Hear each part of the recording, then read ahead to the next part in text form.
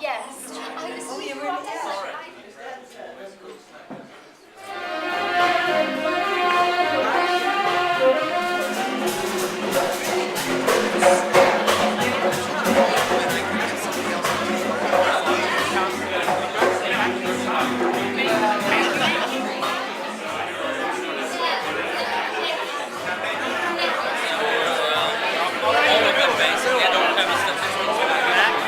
Get him in love with the back.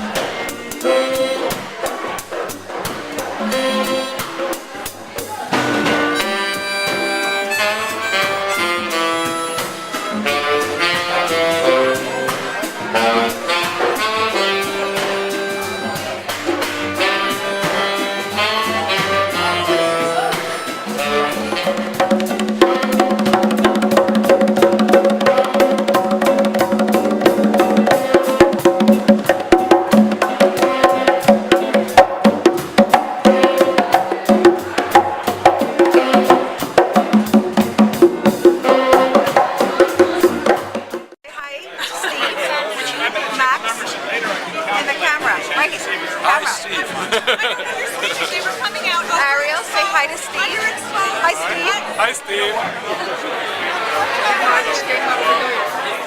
So how are you making that work? Are you how often?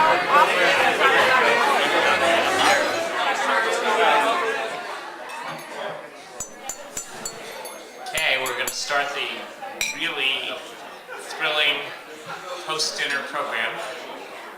Mort and I are the co-hosts. Caltech, where he was with Nobel laureate Roger Sperry, soon to be, and then doctoral student Mike Gazzaniga, where he developed a taste for cognitive brain research at the cutting edge of the field. Ring that bell. Ring that bell. No, not yet. Hey, yeah. His dissertation, he and Galambos went to UC San Diego, where for many years Steve was stationed at the Scripps Institution of Oceanography, during which time he published some of his most important research on the brain and cognition. True. True. At the time, either. Maybe the next one's a little better. Damn. He rose through the ranks.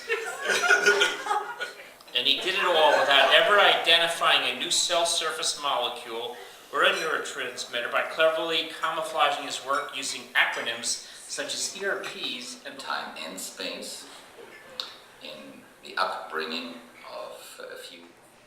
Next. Quick! Look over here. Don't turn your head, don't look. Just look with your mind's eye or ear. Get ready to see or hear or feel more. Sensitivity galore.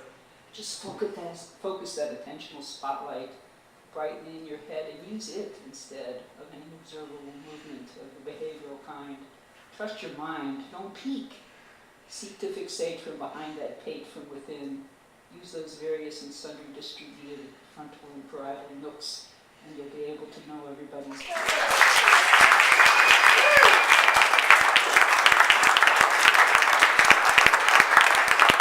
Martha, come on. Martha, thank you for being on the journey with Steve and keeping him on the straight and narrow. And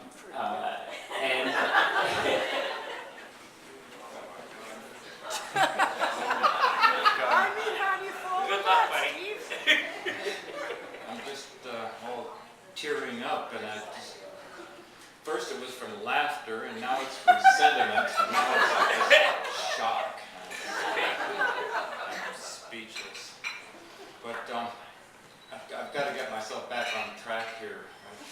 Is that really me you were talking about? All right, I'm going to get myself back on track here by recalling that Mike Gazzaniga couldn't come up with a Caltech fight song. Perfectly fight song.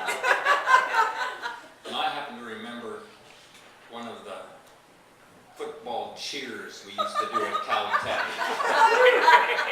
This is going to shock me back into reality. You have to remember, Caltech was a science school, and it's full of nerds, science nerds. And when their football team is playing and you want to cheer them on, you say the following. Secant, tangent, hyperbolic sine, 3.14159. Go Cat!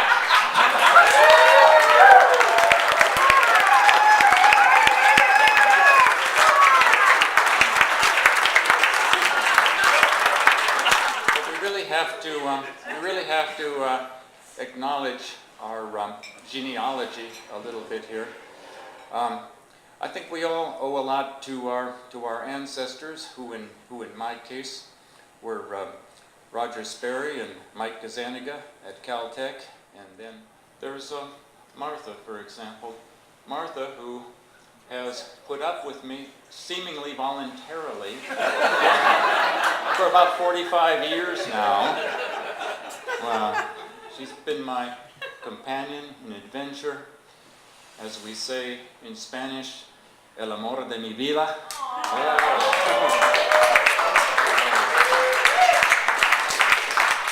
And her love keeps me from spending too much time in the laboratory. Well, there's my boys, David and Jason, who are here.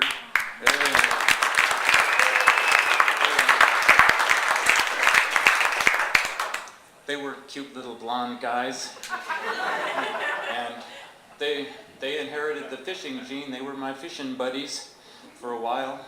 They still are on occasion, and they didn't exactly follow my role model, but they grew up to become fantastic young men, both solid leftists like their dad.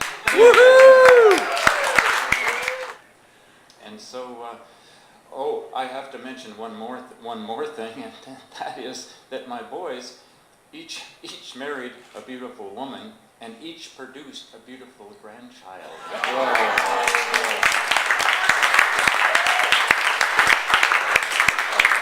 One of whom you may have seen crawling around on the pool table a little earlier. She's so adorable. This is my grandson Joseph in New York. And if you're ever in New York, you should go see Joseph. San Diego, come and see Thea. And it's just, and that letter I sent to Terry Picton was the greatest coup I ever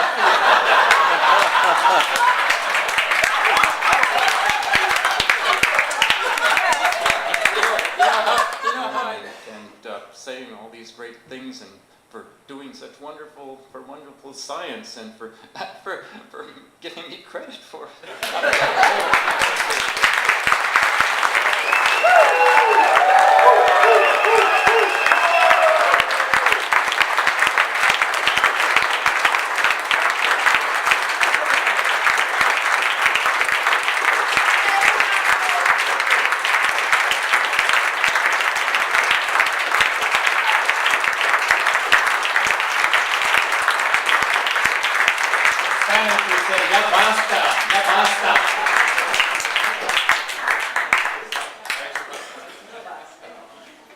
I think that he is really,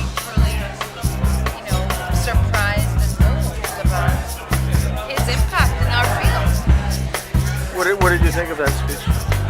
I thought it was terrific. It was totally real. It was totally him. I think it's great. I think it's great because he's trying to sit there going, did I do all this? And I don't quite believe it. But he's getting the recognition he deserves. Well, it's true. He's a humble man who's achieved great things. And as has been said many times, the impact he's had on so many people on how to do so many things. I mean, not many people have that kind of impact. Any comments? Well, I mean, I didn't know Steve personally, but I mean, I know all the influence that he had in him. I mean, I guess there are very few people in general that in academics that create this kind of family, loving family. My advisor, Tony, is one of them, but there are very few. Well, let me ask all of you. Is Steve a science celebrity? Has he achieved celebrity status? Yes. Yeah, but I don't think that's the But key. he's not, that's not about it. And talk to okay, this is another one. I think it's greatness of impact. What was that? Greatness of impact. Yeah. So the question is, has Steve achieved celebrity status